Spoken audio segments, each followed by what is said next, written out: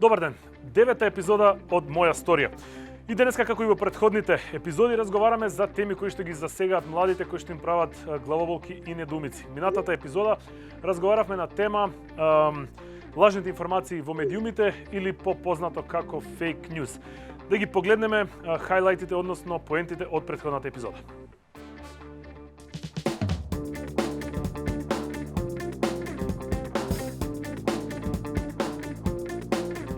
Дезинформациите се опасни и никогаш не треба да ги гледаме или лажните вести како цел сама за себе.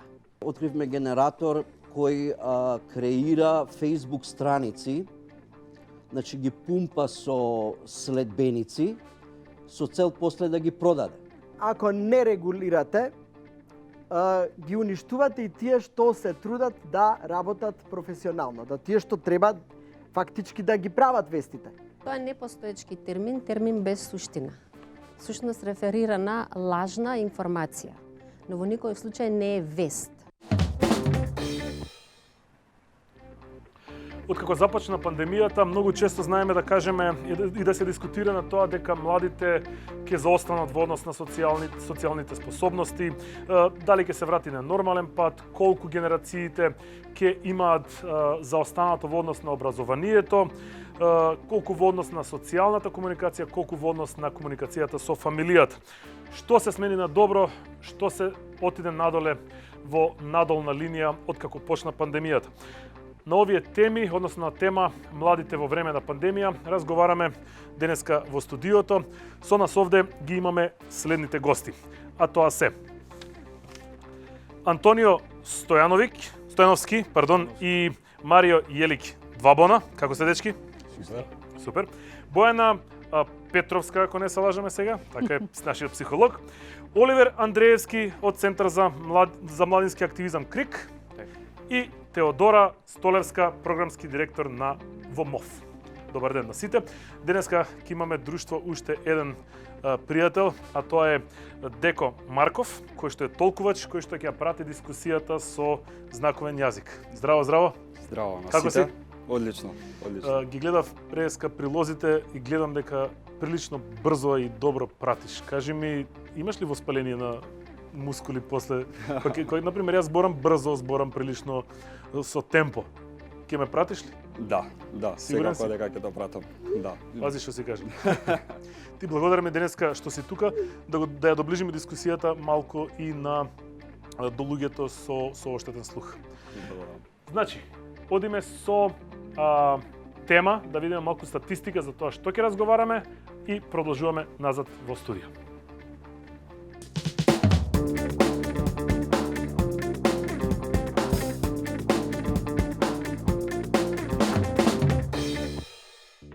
Невидливиот непријател влезе тивко во нашите животи и за многу кратко време не стави на пауза. И, еве, се уште чекаме некој да стисне плей и да продолжиме онаму каде што застанавме. Со брзина на светлината, секојдневието се смени за 180 степени. Паника, страв, неизвестност, локдаун, карантин, социјална дистанца, тоа е отприлика животот во доба на корона. Дали знаете дека во просек 100 пати дневно го изговараме терминот COVID? Психолозите велат, допрва ќе се анализираат последиците од глобалното зло. Кризата предизвикана од коронавирусот дополнително го влошила социјалниот и економски статус на младите. Се истакнува во резолуцијата на Европскиот парламент посветена на влијанието од пандемијата на COVID-19 врз младите. Онлайн учење, онлайн работа, онлайн пријателство, онлайн љубов. Колку се ова ќе го чини човештвото? Нема гушкање, нема ракување, нема пиење кафе во друштво. Она што ги загрижува психолозите е потенцијалното долгорочно влијание на COVID-19. Стратегиите како воведување карантин, затворање на угостителски објекти, онлайн образование, наместо минување време во студентските амфитеатри. Има негативно влијание врз ментално здравје кај младите. Виртуелниот живот за време на пандемијата е поврзана со депресија и секундарна траума. Затоа научниците велат дека комбинацијата на социјални мрежи и COVID-19 е токсична.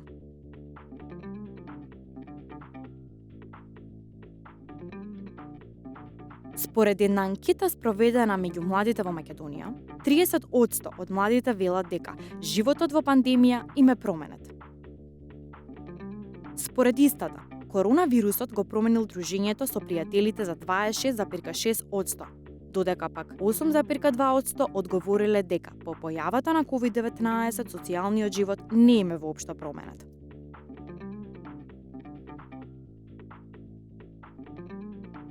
Сепак, речиси сите млади се согласуваат дека им недостасува ноќен живот.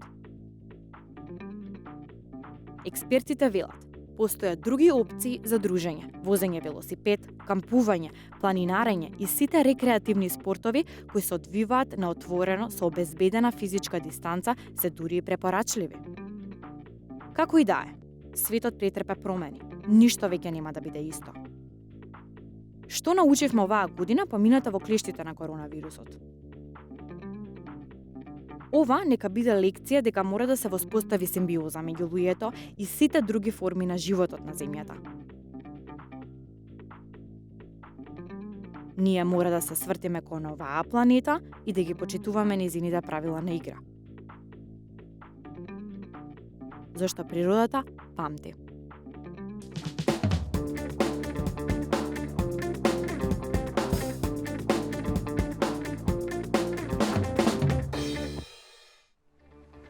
По моја проценка помина точно година и 19 дена откако Светска здравствена организација официјално прогласи пандемија и све застана, се стави на пауза, се заклучувавме, отклучувавме, се прилагодувавме на термини, се измислува различни начини за занимација, се направи еден куп дискусии што е добро, што не е добро. Од една страна социјалните мрежи се супер за поминување време, од друга страна станаат токсични, не бомбардираат со информации од тоа дека треба да се вакцинираме, не треба да се вакцинираме, треба да се пазиме, не треба да се пазиме. Еден куп недоумици кои што на младите им прават само да се осеќаат се понесигурни и понесигурни во однос на оваа ситуација. Дали после една година се освестивме, дали младите се освести од прилика од ваша гледна точка во однос на тоа што ни се случува и кон каде цели целава работа? Така, па, дали сме се освестиле, ние младите, не знам дали би го навел баш како освестување. Мислам дека од она што можам да го заклучам работејќи со млади, пред се и како младенски работник, е дека младите како се уште да се на стендбај да чекаат кога ќе заврши ова. И јас имам впечаток исто така дека некако сме свесни. При време на живење. Да, сме свесни. Некаде во подсвеста ни стои тоа дека има некаква опасност. Подсвесно ја носиме маската со нас секаде, доколку видиме некој без маска, одма се дистанцираме некако. Меѓутоа, секако како да чекаме, секој момент сега да речат готово е. Она што можам да додадам на ова е дека постои еден волшебен круг на балони, така би го нарекол, или bubbles на англиски што ги викаме, оние социјални кругови каде што зависно од нашето обкружување како млади, кое е нашето друштво, со кои се познаваме, роднини, пријатели и така натаму, со кого почесто го поминуваме времето, дали онлайн или физички, се креираат тие кругови или балони кои што понатаму ги шират тие информации кои што стигаат до нас. Накратко, оние информации за вакцините, оние информации за карантини, информации за прекршување на полициски часови, па санкции, така натаму, сите тие информации кои што пристигаат до младите, кои што се шират по социјалните мрежи, достигнуваат само во тие некои кругови. И она што ние го имаме забележано како младинска организација е дека тие кругови некако не се мешаат толку често.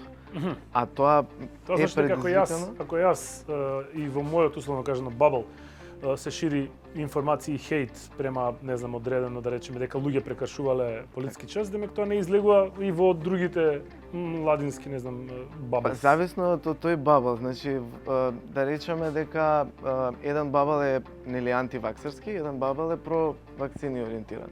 И сега тоа останува некако од пред пандемијата, мислам тие социјални кругови се сформираат и претходно. Меѓутоа повеќе влијание ќе предизвика таа вест во тој бабл отколку ваму. Тука во другиот балон таа вест нема толку да предизвика внимание. Така. И она што дава нели впечаток е дека кај некои млади се случува групирање, се уште нели гледаме по паркови натаму, меѓутоа постои она и од друга страна од млади кои што тоа го некој начин коментираат на социјални мрежи. Бојана, спомна Оливер за групирањето. Многу ме интересира, која е таа потреба да се групираат младите цело време? Дали порано беше вака или порано не се даваше толку акцент?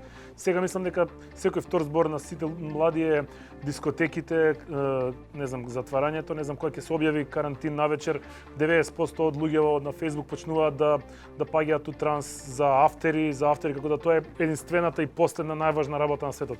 Што е со тој феномен? Мене ми е многу интересно како во целата пандемија упорно се бара виновник, односно жешката топка на некого да се префрли. Па или ќе се групираат младите и ќе сакаат додат или да купат заедно сите сендвичи или бурек во силба, или ќе сакаат додат некаде на некоја журка, или пак ќе ја префрлат топката на пензионерите затоа што се групираат во парк, играат шах или се групираат во автобус. И упорно се бара виновник. Но ако зборуваме за младите се групираат постојано. Тоа е она кое што ние го гледаме моментално, е каде се групирани видливо физички, не значи дека тие не се групираат и онлайн. Се групираат во Viber групи, WhatsApp групи, на Facebook групи, се групираат во затворени простори, некаде каде што ние не гледаме евентуално, но се групираат и на отворено место. Како што кажа Теодор, така? Оливер. Да, Оливер, извини. Како што кажа Оливер, тоа се тие меурчиња кои што ние можеби не ги гледаме и од друга страна во тие меурчиња не секогаш допираат исти информации. Генерално кај младите моментално постои една потреба за припадност, потреба за да ние се дружиме, да поминуваме време заедно, за да ние се идентификуваме со една одредена група. Кога ја имаме таа една базична потреба која што е присутна кај сите нас, да не се лажеме, јас кога сум била на 15 години сум сакала да одам каде што седат сите, каде што одат сите. Кога имам друштво и кога оди друштвото, да ми јас сум моето друштво. Сите тоа сме го поминали и тоа се случува и сега. Но од друга страна, кога имаме група каде што темата корона, тоа не е опасно, тогаш е многу поверојатно дека оваа група заедно ќе се состане некаде и можеби факторот ризик и факторот опасност нема да биде толку релевантен и нема да биде толку сериозно сватен.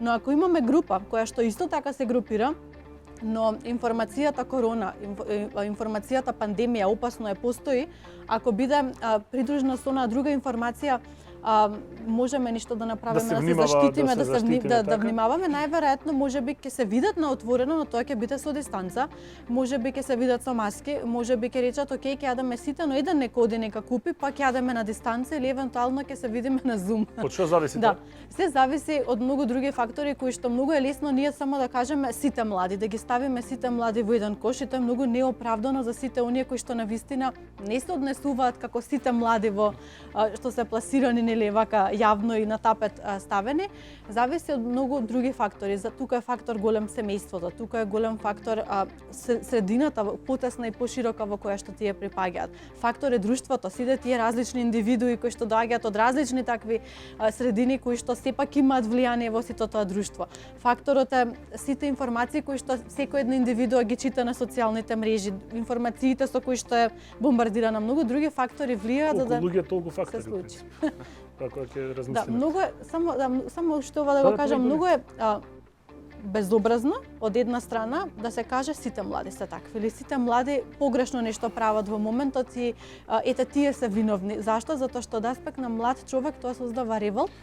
И кога имаме револтиран млад човек, многу е поверојатно да каже окей, што вие мене набедувате дека јас сум млад и автоматски неодговорен сум, тогаш па и ќе се однесувам на тој начин. Добро, во принцип генерализација секогаш е 90% грешка, кога станува збор и за млади и стари, и за машко, женско, и за благо кисело, така да у принцип колку луѓе многу табиети, многу размислување и така натаму и така натаму. Маја Бабик на Facebook ни пиша: навистина ми е жал за младите. Пандемијата им го смени животот, но од друга страна искрено се надевам дека оваа состојба ќе ги потикне да размислуваат надвор од кутијата. и дека ќе ни покажат дека од секое зло може да се изроди креативност. Антонио, како два бона, еве ќе ве ставам цел време у пакет, иако сте индивидуи, но работите заедно, како влијаеше конкретно на два бона пандемијата? Пандемијата? Па можам да кажам дека искористивме на многу добар начин. Значи, буквално сме затворени во студио и само работевме. Не погоди на креативниот дел пандемијава. Буквално секој ден бевме у студио, изработивме 20 и неколку песни за една година. И се уште се водиме по тој план. Не знам... Да се ме доврзам, јас само сметам дека можеби не погоди толку креативниот дел, ради тоа што нас ни е веќе станато тоа у пракса. Но за музичари од наш калибар кои сами создаваат, креираат, инвестираат у еден проект е многу потребно да живеат и да гледаат што се случува наоколу. Бидејќи сега доаѓаме ја и он до поента каде што треба да трпиме инспирација од минатото. Што би пишувале сега, седиме дома, седиме у 4 зида. Веројатно материјалот што го пишувавте и што го правите претходната година се отцртува во однос на тоа конкретната ситуација, пандемијата, има влијание во однос на тоа што го направивте? Или Па, дали има влијание? Да ти кажам, баш приметив тоа, имаме неколку 4-5 од 20 тематики. песни, колку песни од оваа ви се година 4-5 тематики што карантин? претходно не сме ги обработувале. Точно. Пример, не Сте ги знам, размислували или поемотивни не? песни. Па не. Не, никогаш. Као поемотивни песни знаеме да направиме сега, пред тоа не, пред тоа се Се беше пиши диско. почнавте да правите? Па добро са, не се баш толку. Види, една песна на 20 не е лоша Да. да имаш така. Да. Али пред тоа не сме ги правеле буквално, не знам. Сега повеќе не Се будат други емоции Да. и тоа е тоа. повеќе онака знаеш за фамилијата да напишеш некој стих. Не знам како дали тоа што сме цело време дома, не знам, нешто не. Најверојатно. Со свестуваш од порано, например, порано не сме биле дома. На турнеи сме биле по 2-3 месеци не сме се враќале дома. Еден ден, 2 дена ќе се вратиме дома само. И дури сега сваќаш онака си викаш. Значи сепак Да. добро влијаеше. Кај вас конкретно зборам во однос на кога креативно. почна пандемијата, на почеток рековме како ајде ќе се одмориме, нема да трае многу, може да трае месец, 2, 3, као добро ќе ни дојде, знаеш. Се кам што сум рекол така. Теодора, Младински образовен форум пред една недела, ако не се лажам, презентираше документ Младите во криза 0.2 верзија. Што подразбира овој документ? Да се надоврзам на Бојана, најголем број од луѓето, мислам дека ги обвинуваат младите за целата ситуација, зашто не сме биле сериозни, зашто се уште се групираме, зашто се уште излагаме. И можеби ја префрлаат вината токму во погрешната група, група која е една од најпогодените категории. Значи ние забораваме дека младите се тие каде што им се промени животот во поглед на образованието. Онаму каде што се губеа работни места, најголем број од работните места кои беа изгубени токму од млади луѓе. Или многу повеќе се намалуваа платите на младите луѓе отколку на останатите. Пандемијата многу влијаеше на развојот, културниот, социјалниот живот, но и менталното здравје на младите. Всушност тој е документот. Млади во криза 2.0, како што вика името, е продолжување на Млади во криза, документ кој го изработивме Младински образовен форум со уште 12 други младински организации, уште во април минатата година.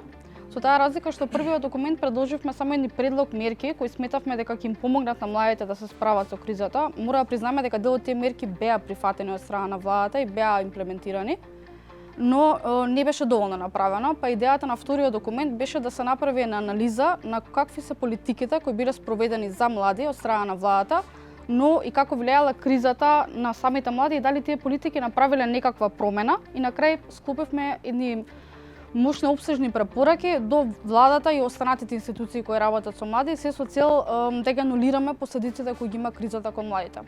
Сега, ако ги погледнеме малце податоците од истражувањето, ќе го видиме токму тоа што ја го говорев. Значи, најмногу погодени беа младите во поглед на образованието. Како процес им се смени целосно. Значи, станува збор за дигитално образование, каде што професорите не беа обучени, каде што голем дел од малите... Крах на системот, не се знаеше, ќе се оди во школа, нема да се оди во училиште. И мислам дека најлошата работа беше тоа што ги оставивме младите, не знам ја дали да се ставам, ама ги оставивме младите до последен момент да не знаат како ќе се спроведе барем, не знам, 1/3 од времето кое што го има претходно а тоа е училиштето и образованието. Апсолутно. Колку време се спремаше документот? Истражувањето се спремаше како такво прилично долг период, значи работевме неколку месеци на анализа на политиките и прибиравме податоци за да видиме на доходот како влијае кон младите. А препораките ги склопувавме заедно со други 12 невладени. Идејата беше да им покажеме и на институциите, но и на јавноста дека навистина станува збор за група која е погодена од кризата и за која треба да бидат превземени специфични мерки се со цел да се анулираат штетите последици од истата. Предлагам да погледнеме еден прилог, односно моја сторија. Тука ги имаме Ангела, Александра, Ивана, Станиша и Стефан, кои што ќе ни кажат своите искуства за време на пандемијата.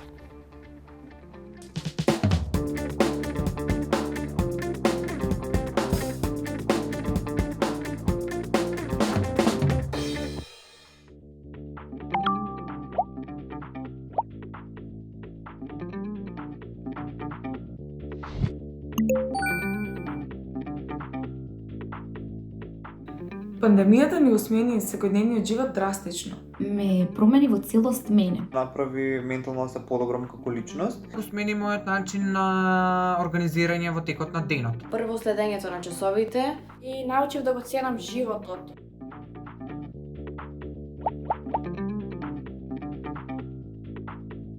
Ми го промени моето размислување, најпрво за самата себе, за општеството, за моите најблиски, кон тоа како функционираат целокупните работи во светот, односно најпрво го промени училиштето, го промени начинот на контактирање со моите пријатели. На некој начин не подсмири, го подзабави динамичниот живот и не ослободи од тоа константно брзање и трагање по некои нови предизвици. На некој начин го смени и моето гледиште кон животот. Како на пример начинот на размислување, гледање на работите со солидарност, емпатичност, разбирање, љубов и ширење на она што нели е добро. Ме направи да размислам за работи за кои претходно не би ни помислил, како на пример како би бил животот доколку се продолжи да се одвива онлайн. Се посветив многу на фитнес, на воведување секојдневни здрави животни навики. Си направив програма за читање, односно сите мистерии, трилери кои што неколку време веќе ми стојат на полици, дотогаш беа нечипнати, успеав да ги прочитам. Ми беше доста забавно, се додека не свативме сите дека пандемијата или пак самиот карантин нема да трае само 2 недели, туку ќе трае веќе и 1 година, но потоа се повеќе ми стануваше здодевно и сватив дека без училиштето не функционираме на вистина правилно. Гледав повеќе да обрнам внимание на доградувањето, на учењето, на формалното и неформалното образование. Иако на моменти стануваше премногу досадно и ја ни самиот не знам што да правам, наоѓав по некоја занимација за да си го направам денот поубав, а за и побрзо да ми помине времето. Од пандемијата COVID-19 научив за грижа кон самата себе. Грижејќи се самата себе ги штитам сите околу мене. Научивме сите да се грижиме за нас, за нашето здравје, за нашата хигиена. Научивме да бидеме солидарни, добри, сложни меѓусебно, да бидеме сочувствителни. Научивме дека нема да стане полесно, никогаш. Меѓутоа, изборот е наш, дали ние ќе одбереме да бидеме послаби, покревки или пак ќе застанеме цврсто и ќе продолжиме посилни и похрабри.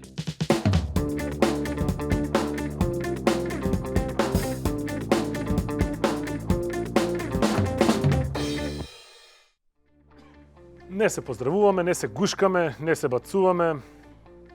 Евентуално, не знам, од далеко ако се бокснеме, нема журки, нема излегување, социализацијата е ниска, на ниско ниво. Марио, кажи ми во однос, значи те прашам сега како млад човек, кој што ве затекна пандемијата баш во пикот на случување на дешавки, на излегување, на почеток на лето, април, сонце, пролет, с најубавите време тука се отвараат кафичи, ресторани, тераси надвор. Најголем хит до сега. Ете, што, кажи ми, како ти го дочека тој момент? Што се случува во комуникацијата кај младите во вашата сфера општо? Вие, фановите? Пред малку се смеевме со Тони баш за тоа, веќе не знаеме како се поздравиме со луѓето. Еден ќе тргне со бокс, друг со рака, трет да те гушнам, ми фалиш и такви ствари. И не знам, искрено не ни се допаѓа на сич. Едва и чекаме да се отворат дискотеки, зашто мислиме дека у текот на една недела на младиот човек му е потребно еден издувен вентил што се вика сабота, Добро, не забава мора да е и диско, музика. мислам. Се едно да Да е има по-млад, забава, да да има е дружење. Не мора да е млад, вистина, стварно. Така да сметам дека тоа е многу потребно во текот на една недела да се биде како издувен вентил за еден човек.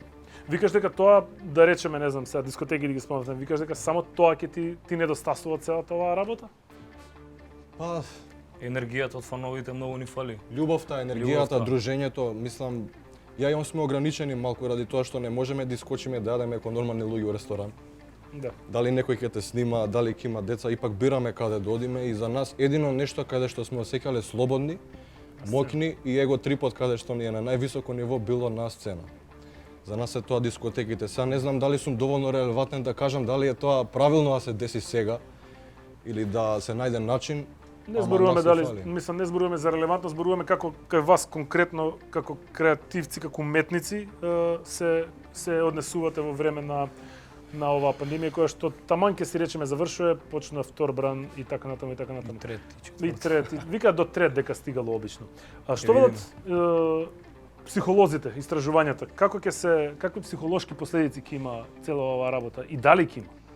Мене ми е многу интересно, секогаш како џокер во некои ситуации што се многу тензични и нејасни, секогаш има психолозите велат. Истражувањата на психолозите велат. Идејата е дека постојат многу истражувања, ако изминатава година не се направиле толку многу истражувања на оваа тема, не знам кога ќе се направат, особено околу социјализација и се останато и ментално здравје.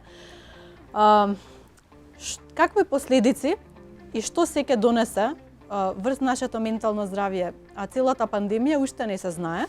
Значи, веднаш кога почна пандемијата, кога почна она ново нормално, грижете се за себе, бидете дома, посветете време за себе, се случи нешто да има еден прилив на клиенти кои што закажуваат од аспект на многу време сум дома, како што спомна, многу време сум дома. Има работи што моментално ми доаѓаат, моментално што сега ги гледам, ја стекнувам увид за нешто што не функционира кај мене во животот. Има една ситуација што ми предизвикува потешкотија, па ќе наброи симптоми, па најверојатно станува збор за некоја друга состојба. Тука веќе увидов дека нешто ќе се случува. Ако ова потрае, нема да биде на добра, ама никој не спомнува. И јас си кажував, пандемија во сенка, се случува нешто, никој не го зборува, ќе видам кога ќе се зборува сето тоа. Па почнало на нова нормална, подоцна ќе зборуваме за тоа нова нормално, што јас лично воопшто не го сакам. Што значи тоа ново нормално? Еве терминот ново нормално. Па прво термин што воопшто јас лично не го сакам како личност и како професионалец, зошто? Затоа што е многу потоксично целата ситуација, затоа што дава една идеја дека ова е нешто нормално на кое што ние треба да се навикнеме. А реалноста која е? Дека не можеме да се навикнеме на нешто што е нормално, кое што е апсолутно ненормално. Затоа што нова нормална средина не би требало да предизвикува симптоми од аспект на ментално здравје, не би требало да не афектира сите нас. Не би требало да јас имам клиенти секој ден кои што се анксиозни, кои што се депресивни, кои што се со панични напади. Доколку си да станеме анксиозни и депресивни, ќе си стане нормално. Чиста работа. Да, но не е таа нормалност која што ние тежнееме за да не имаме здраво општество. Самите гледаме дека социјалните мрежи, сакаме да кажеме дека се токсични. Не, социјалните мрежи се само одраз на сето она што тука се случува меѓу нас. На нас луѓето, на општеството и на сето останато. Тоа се социјалните мрежи, на рефлексија. Така да ново нормално не сакам да го гледам како ново нормално, туку повеќе како една нова ситуација на која што ние треба да се адаптираме, за да видиме како во нови форми да ние моментално функционираме и да бидеме оптимистички настроени, за да ние видиме како понатаму да се однесуваме. Кога веќе ве спомнавме концерти и сето останато, јас се израдував кога видов дека пред неколку дена во Шпанија, мислам дека беше, бил одржан концерт со 5000 луѓе. Прво читам бројка, се ежам и викам, ова да се случи, јас ќе сакам додам, ама не знам како ќе се чувствувам. И гледам слика, уште ми е тоа чувство едно многу луѓе, но читам сите биле тестирани, сите биле со маска и сите кои што влегле на тој концерт биле со негативен тест. Сега се викам, види колку интересно.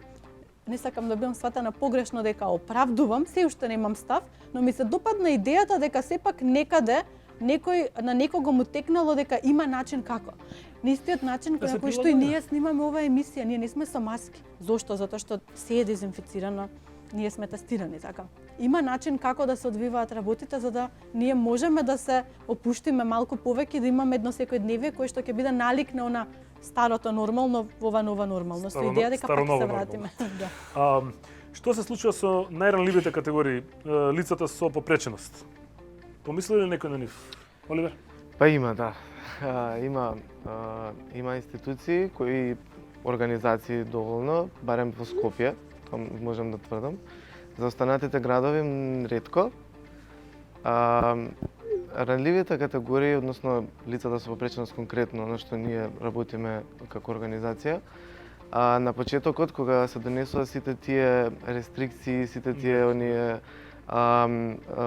големи забрани за движење и кои што траат со денови и така натаму, тоа предизвика еден мал шок за нас кои што работи со оваа група на луѓе, затоа што првенствено самите институции кои што даваат услуги кон овие лица, односно центри за социјални работи и да не именувам институции, нема предложено мерки кои што ќе дадат поголема слобода на овие лица, затоа што самото прекршување на рутината на голем дел од овие лица предизвикува, се одразува на нивното ментално здравје.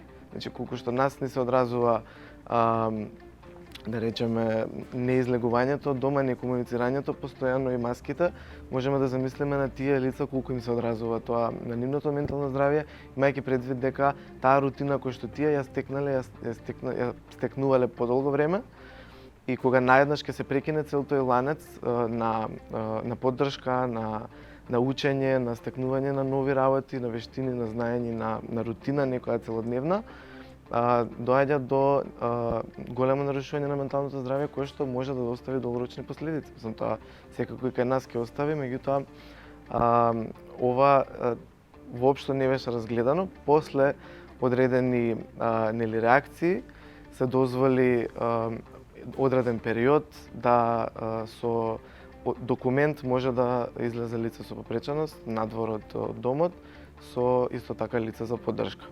Така што една добра работа е дека овие гласови тоа прилично брзо се действуваше и се реши барем тие основни дозволи многу брзо влегоа да се имплементира во... Да, тоа беше една позитивна работа која што ја поздравивме секако, меѓутоа многу е важно да се внимава на овие категории на луѓе затоа што кога во тој момент сите ние сме оставени сами на себе, затоа што ние сме дома, некој во круг на семејството, некој сам, некој со цимер, со пријатели, како год, кој како ќе се најде во каква ситуација, меѓутоа мора да имаме на ум секогаш кога се носат такви мерки, политики, да речам, треба да се има на ум дека не сите можат самите да се справат со таа ситуација. Предвид сите околности.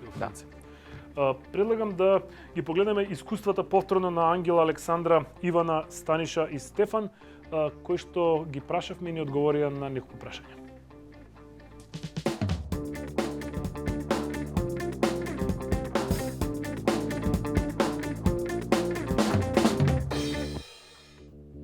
Премногу. Изминативе 4 години мене музиката ми е и живот и работа, затоа што заедно со мојот бенд поминавме стотици, илјадници километри низ сите градови на Македонија, по неколку дена во неделата, се со цел да се качиме на сцена. Премногу ми недостасува ноќниот живот. Дружбата, забавата, журката, летните одмори кои што всушност безгрижно секогаш си ги поминувавме прекрасно. Бидејќи се наоѓам во тие години од животот, најубавите, што би рекле постарите, па журкањето, патувањето, сето тоа навистина ми недостасува во овој дел од животот. Таа слобода, енергија и возбудливост што беше присутна на ноќните настани, како што се клубовите, ноќните собиранки и слично, мислам дека моментално се чувствува дека стварно не недостасува. Ние како генерација сме во тие години кога треба да уживаме, да се забавуваме, да запознаваме нови луѓе, да разменуваме искуства со други луѓе, но за жал моменталната ситуација не ни го дозволува тоа во целост. Ми недостасува дружбата со пријателите, бидејќи не сум тип кој што преферира ноќен живот, односно ноќни клубови, дискотеки, забави. На почетокот беше чудно, морам да признам. на сите нас ни беше тешко да се адаптираме на новите мерки и правила и на она што значи избегнување на вистинска силна преградка и избегнување на физичка близина. Дружењето за време на пандемијата е еден сложен процес во кој што треба да се заштитиме и да се дружиме, а тоа е невозможно. Пандемијата го нема спречено дружењето, но сепак мислам преку стравот подсвесно влие на нас и не сме толку слободни во дружењето. А секој гледа да се заштити себе, да го заштити семејството, да ги заштити своите блиски, своите сакани и на еден начин гледа што помалку да има контакти со останатите. Повеќе се одува во онлайн средби, допишување преку телефон, отколку како порано во нормални средби и забавувања со други луѓе. Дружењето изгледа одавно, бидејќи сега сме повеќе, како што реков, пред интернет и сите се плашиме да не се заразиме еден од друг и да не ја префрлиме болеста на некој од нашите блиски. Љубовта ја има и мислам дека секојдневно се повеќе расте, особено овој период. Секој од нас бара прибежиште и мислам дека нема посигурно прибежиште од љубовта, од барањето поддршка во некој. Пандемијата ни укажува дека љубовта представува најважниот сегмент кој што всушност подсвесно сите најмногу го употребуваме во животот. Некако ја гледам како светлина во цела темна пандемија. Таа е некоја љубовна врска што имаме секој од нас како млади луѓе, се сведе преку комуникација со Facebook, Instagram. Дали луѓето би го изгубиле чувството на физичка конекција и контакт со другите луѓе или пак запознавање на нови луѓе и дали луѓето би се навикнале на таквиот начин на живот или пак не би издржале? Ова пандемија ме научи многу да ја ценам љубовта, отколку што ја ценам порано, односно многу повеќе да ги ценам моите најблиски и да им посветувам повеќе внимание.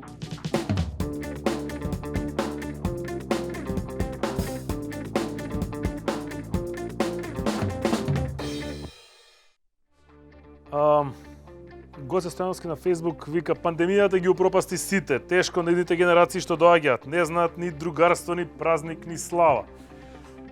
Дали, Теодора, дали ако ова потрае, ќе добиеме на вистина така наречени изгубени генерации, кои што благодарение на тоа што ќе им недостига класичен систем на образование за време на пандемијата, ќе отидат во насока која што никој не знае каква е? Па не би рекла изгубени генерации, ама би рекла генерации со значително помали можности од нивните претходници. Ако видиме, например, во поглед на образованието... Остави не ви. Ако видиме неколку аспекти, значи прво од образованието да погледнеме, значи начинот на кој се спроведува и основно и средно и високо образование тотално не се споредува со тоа како бил порано спроведен процесот на образованието. Значи професорите не беа подготвени, државата не беше подготвена, некои деца технички не беа подготвени. Имаше време, мислам дека се подготви. Се согласувам. Имаше време да се подготви. Најнапред образованието. Понатаму ако продолжиме, на пример, ќе видиме доходот дека се разликува во голема разлика стапката на невработеност што постоела порано кај младите и што постои сега, или стапката на намалување на платите во доходот што постоела порано и постоела сега. И се зголемува дискрепанцата измеѓу доходовните очекувања и можности кои ги имаат младите и постарите. Например, ако погледнеме сега, ќе видиме дека иако се намалуваат платите кај сите, кај младите многу повеќе се намалуваат платите, од минимум 10% повеќе се намалуваат платите кај младите отколку другите категории. И сега тоа можеби во иднина да остави трајни последици, или тие млади да останат до крај невработени, или да им се намалат можностите за вработување, или да им се намалат можностите за пренасочување кон други индустрии, бидејќи во моментов не располагаат со апсолутно никаков доход. Така. Антонио, има ли шанса да замре комплетно сцената која што вие работите, доколку продолжи ова? Да речем. Мислам дека не може никогаш да замре. Знаеме дека многу уметници творат на интернет и онлайн, се префрлија дигитално. Дигитални платформи, да, пласирање музика. Мислам дека не може да замре. Значи порано кога имало и војни и све, значи музиката е таква, си го наоѓа својот пат секогаш. Ке може вие да просперирате да работите само дигитално, без фанови, може, са нормално живо, не е без исто ни заработка, ни ништо, ни чувството не е исто. Ти мораш Никогаш твојата нема да музика се да помириме со тоа. Инспирацијата ќе ви трае, викате? Па Вие не знам самите више кажете дали да- ја гледам како инспирација. Нормално ја гледам како инспирација, ама повеќе гледам како навика на седење у студио и правење музика. Не знам, ние буквално 10-11 години правиме музика и кога сме најнеинспиративни знаеме да направиме песна. Као не знам како да ни е Од ништо Од можеме ништо, да направиме буквално. нешто за 5 минути. Не мора да се тоа ни е инспирирам од себе, најгледано можам да нешто. се инспирирам например од тебе или од не знам од мои пријатели или ме Баш ме разбираш. интересира што ќе напишеш од мене кога ќе се инспирираш. Тоа ќе биде За некоја игра ќе направиме. Тоа ќе биде нешто вредно за слушање. Тоа, а иначе, као што кажа Марио за дигиталните платформи, буквално во Македонија дојдоа пред месец-два Spotify, Deezer, каде што iTunes, каде што може да се заработува и без настапи, сега нормално не е исто, али ете, има некој приход. Има и музичари од калибар што не прават авторска музика и се бават, тоа заработуваат само од настапи и свирки. Верувам дека за нив е многу потешко отколку што е за нас. Те Ние згабенови. ипак- Да, ние можеме да најдеме начин да се протнеме некако. На YouTube, без на разлика тие дали ни дигитални се платформи. свиѓа или не, али ни останува само да се адаптираме и тоа е тоа. А фановите си имате комуникација со фановите, се им одговарате, ви пишуваат што е Колку нивното? можеме, да, дали Гледаме тоа ќе се, биде лайв, Да, на Инстаграм нешто лайв или не знам. дали враќање на порака, дали ќе направиме челендж за нив, дали ќе ги израдуваме со некаков giveaway, одржуваме контакт, дали не е тоа како што било. Сега некогаш. доколку се врати условно кажано, еве, 5000 луѓе тестирани со брзи тестови и така натаму, спремни сте да направите концерт? Па да. Имате Без да вечера одмориме. го сака. Имате Без да материјал? одмориме, без Баш ми е да мило одмориме. што пандемијата кај вас удрила на креативно, така да нема зима, мислам. Па дека да. кај вас. Секогаш планираме Добро, позитивната са не ствар. погоди да и извршиме. на други ствари, нема врска, ама углавном не го изгубивме креативниот дел. Одлично. Ме интересира, Бојана, какви социјални последици ќе донесе пандемијата? Уште не знаеме. До сега тоа што го знаеме? Уште не знаеме. Знаеме дека врската со социјалните мрежи не се доближи, него се преплета. Се измешаа работите. Па, не би рекла дека се измешале работите, затоа што на социјалните мрежи се гледа како на нешто прво многу негативно. И генерално кога ќе видиме телефон, интернет, Wi-Fi, социјални мрежи, лого доволно е да видиме, веднаш знаеме да промрчиме и да кажеме ова е нешто што не чини, ова е злото на денешницата. И баш имаше една слика што многу ми се допадна како Оставе интерпретирана тоа различно. телефонот, очите ќе ти Да, паднат. да. Интересно, не знам, може сите имате видено, три ученички како седат на клупа во еден музеј, околу нив разни уметнички слики. И сега нели идејата е што тие прават, зашто се на телефони кога види каква уметност околу нив. И долу коментар. А што ако тие гуглаат во однос на сликарите, во однос на делата, па да се информираат повеќе за нив, наместо да бркаат некој вработен и да ги информира на лице место. Што ако тоа го прават преку социјални мрежи, преку Google, преку интернет и така натаму. Така да ако ние земеме од оваа денешна перспектива, нас телефоните ни се буквално прозор кон светот, буквално. Нас телефонот ни е комуникација со сите околу нас. Јас ако го немам телефонот, јас нема да можам да искомуницирам ниту со моите најблиски, со кои што моментално можеби не живеам и не се гледам физички толку често, особено кога ние бевме во карантини, кога бевме со полициски часи затворени. Моментално телефонот или моментално социјалните мрежи ни се начин како јас чувствувам припадност со сите луѓе околу мене, дека не сум само јас сам. Барем изминатава година имаше многу групи, барем на Facebook кои што ги следам, каде што луѓе се групираат, заедно споделуваат предизвици околу родителство, предизвици околу ментално здравје, па имаме група за депресија, група за панични напади, група за анксиозност, каде што луѓе се групираат за да споделуваат.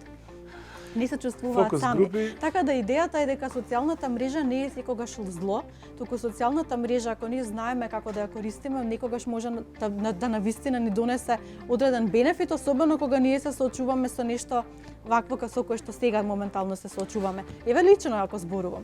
Јас ги употребувам социјалните мрежи за да допрам до оние луѓе за кои што можеби грижата за менталното здравје им е можеби недостапна, можеби далечна идеја, можеби непозната идеја. Одредени луѓе ми имаат и пишано, еве, комуникација кажуваат со фанови, јас немам фанови, имам луѓе кои што сакаат да читаат за ментално здравје. ми имаат пишано Бојана, читајќи те сватив дека имам проблем со панични напади. Јас не живеам во Македонија, ама јас се закажав кај психолог кој што живее, да речеме, во земјата во која што ја живеам. Многу пати ми стигаат такви пораки, супер. Јас не парадирам и кажувам да кажете, еве, постирам, да кажете кај мене. Мене ми е идејата да ги искористам тие платформи кои што јас ги имам, за да можам да допрам до луѓето и да можеби направат нешто за себе на време да детектираат. Тоа не е лошо. Тоа е одлично, Имав одличен впечаток начин. дека доколку се реши ситуацијава, луѓето веднаш ќе се одлепат од социјалните мрежи, од екраните, од телефоните, и од компјутерите и од телевизорите. Грешам или тоа е право чувство? Јас конкретно зборам еве за мене. Доколку добре, јас не сум добар пример, ама еве моите деца. Сега они седат дома заради ситуацијата. Ја мислам дека во моментот кога можам да ги пуштам и да ги шутнам на игралиште, тоа ќе го направам, мислам дека тоа прилично брзо ќе го прифатат како регуларна работа. Зошто се крева толку паника дека младите премногу седат на интернет, дека премногу седат на социјални мрежи, дека премногу се затворени? Имаме ситуации каде што млади ги затекнала војна, траела 4 години, па фала Богу после тоа станале видни граѓани, добро образовани, ниту заостанувале за нивните другари, пријатели и така натаму и така натаму. Што е толку паниката дека една година образованието кое што го имаат, какво такво, иако јас можам да се пофалам дека во училиштето на моите деца наставнички се прилично добро средени. Зошто е толкава паника дека ќе испаднат младите, многу ќе изгубат, ќе им фали нешто? Можам јас да... Повели, прсти крена рака ти. Да, ми текна една мисла. Мислам дека сега во тој процес кога почна пандемијава и изминатива година дена дека многу излегоа многу на површина сите недостатоци на образовниот систем, на она што вредностите кои што постарите генерации ги знаат, традиционалните вредности, семејни вредности, општествени вредности, она културна норма која што ја живееле генерации и се уште живеат генерации, ние живееме и треба да живеат понатаму. Меѓутоа, нели секогаш стоат некаде скриени некои оние реалните работи кои што ние ги живееме, а идеалните се тука во воздухот. Ние ги гледаме цело време, ако видиме нешто не идеално, односно реално, некако сега излегува на површина секаде. Секаде околу нас, затоа што не го гледаме она надвор, не го гледаме воздухот, тука идеалното, туку на социјалните мрежи секаде ќе видиме вакви коментари, такви коментари, вакви вести, такви вести, ова ќе видиме, тоа ќе видиме. Ќе слушнеме некоја вест од некоја школа што се случило, па наставничката вака изреагирала, па не се уклучил интернетот. И така некако создаваме генерална слика како луѓе за нели што се случува околу нас и многу лесно доаѓаме до оние несовршености, оние проблеми кои што ги ткае општеството, а не се видливи секој ден. И мислам дека тоа предизвикува некоја загриженост, меѓутоа можам да кажам дека во овој период се зголемува интересот кај младите за неформалното образование и младинска работа, односно оние меки вештини кои што младинските организации пробуваат со години да ги промовираат кај младите и некако можам да кажам од искуство претходни години биле малку неатрактивни кај пошироката млада популација. Заради предрасудата према тој тип на образование, заради тоа што кај нас стандарден тип на образование секогаш е многу над било каков друг тип на образование. И плюс не предрасудите кон невладините организации. Така што сега со новите некои понови мерки кои што ги имаме отварани младински центри, па едуцирани младински работници сертифицирани, тоа мислам дека малку ќе додаде некој плюс импулс. И со зголемувањето на интересот на младите, мислам дека тука веќе ќе може до некаде да се пополни таа некоја празнина која што можеме да очекуваме кај младите. Сакаш да се надоврзаш? Сакам. Малце по некој аспект. Би се надоврзала на дечките што зборува за култура и како оние конзумираат и создаваат културата. Мислам дека нашата генерација и тие млади што се помлади од нас конзумираат се преку социјални мрежи. Значи таму конзумираат информации, таму конзумираат, од таму се едуцираат, од таму доаѓа нивната култура, таму доаѓа нивната забава. Особено сега тоа е зголемено таквото влијание дополнително во пандемијата. Значи немаат пристап ниту до музеи, ниту до театар, ниту до кино, ниту до концерт. фестивал, значи апсолутно никаков пристап немаме. И тоа што им останува на младите, ниту до вистинско образование. И тоа што им останува на младите, културата, забавата, образованието, информациите да ги бараат на социјалните мрежи. Сега само по себе не мислам дека тоа е лошо.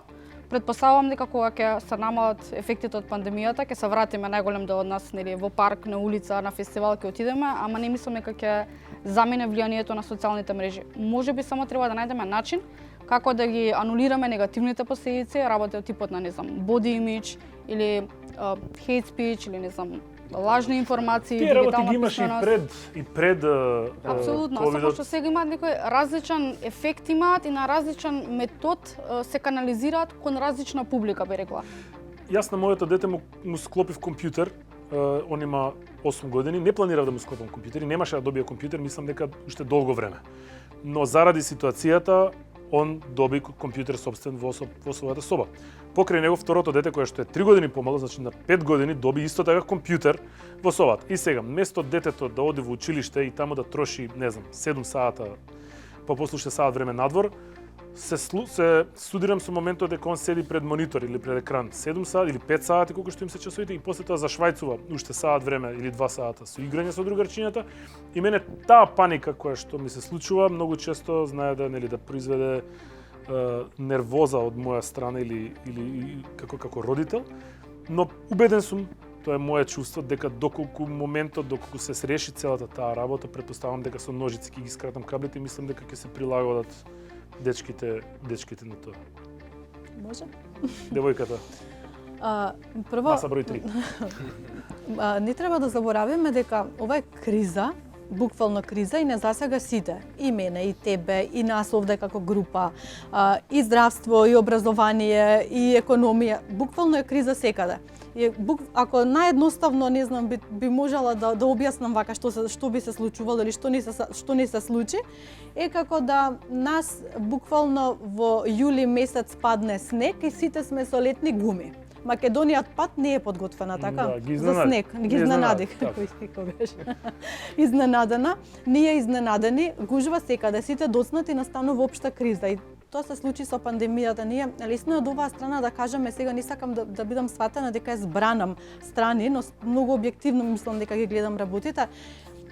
Мислам дека лесно е да се каже имаа доволно време да подготват. Не биле подготвени за се тоа, затоа што да бидеме реални, ниту кадарот кој што е во образовниот систем моментално не сите се обучени за да работат онлайн, затоа што имаме огромен генерацијски јас помеѓу вработените кои што се учители, наставници, професори и така натаму. Потоа ги имаме родителите, каде што една личност не е само родител, туку е вработен и треба да има и социјален живот, колку што може, треба да биде нечи партнер, треба да биде нечи другар, треба да биде родител и така натаму и така натаму. И едноставно криза се случува секаде и затоа многу е лесно да ние кажеме едве чекам ова да се случи, да прекинам нешто, да додадам нешто и така натаму. Правило е дека кога има криза нема правила и дека ние се обидуваме сите да најдеме некој ред каде што ние ќе функционираме, дека да ние не стагнираме. Така да јас лично верувам дека кога сето ова еден ден ќе заврши, верувам дека ќе заврши како и секоја пандемија, како и секоја криза, дека ние ќе се вратиме во некое нормално и можеби тоа нормално ќе биде малку поразлично. Да речеме можеби луѓето кои што не толку биле социјализирани, односно не се социјализирале, биле поинтровертни, да речеме претходно, можеби во текот на пандемијата, затоа што имаше многу такви луѓе кои што сретнав, кои што кажуваат, јас сватив дека пандемијата не ми направи промена во мојот социјален живот, па мене тоа ми направи паника. Па кога ќе заврши, јас сваќам дека морам да направам нешто повеќе околу тоа, затоа што мене не ми се допаѓа ова чувство. Така да ќе се случат, верувам, промени кои што нема само да бидат враќање кон тоа назад, туку и можеби кон нешто подобро кое што ќе се случува. Еволуција. Дечки, фала ви многу. Дали тоа заврши? Да. Имаш уште? Не. Не. Има многу, ама. Да, знам, темите се такви. Ви благодарам, дечки, многу што бевте денеска гости овде, што одвоивте време и желба да ве тестираат. Знам дека тоа не е баш пријатен процес. Што поразговаравме на оваа тема, дечки, вас ви посакувам што побрзо да излезете на сцена. Ова со 5000 тестови можда и не е лоша варијанта да го згнете вашиот менеджер, да видите како би изгледало тоа. Тоа може да биде прилично интересна работа, но отворена. Не знам дали би се нафатиле кај нас такво нешто, луѓе да доаѓаат. Јас мислам дека во моментов еве да речам народњак да дојде, ја не сум по народна музика, најголемиот народњак на свет да дојде и да речат ќе има свирка на отворено со тестови, не знам, на некој стадион, па и како ќе се подразмислам дали би отишол таму. Со тестот гратис карта за концертот. Значи не, обратно, со картата тест гратис дојуваш. Ви благодарам уште еднаш многу. Ви благодарам многу и на Деко. Фала ти многу што ми беше соговорник вечерва, односно денеска во оваа епизода. Ви благодарам и на вас, драги гледачи. Се гледаме следниот вторник. Темата е исто така интригантна, а тоа е cyberbullying, односно дигитално насилство. Ќе имаме повторно експерти и психолог и ќе поразговараме на тоа како се соочуваат младите со тој канцероген феномен кој што го носат претежно социјалните медиуми. Имајте убава вечер, чувајте се и довидување.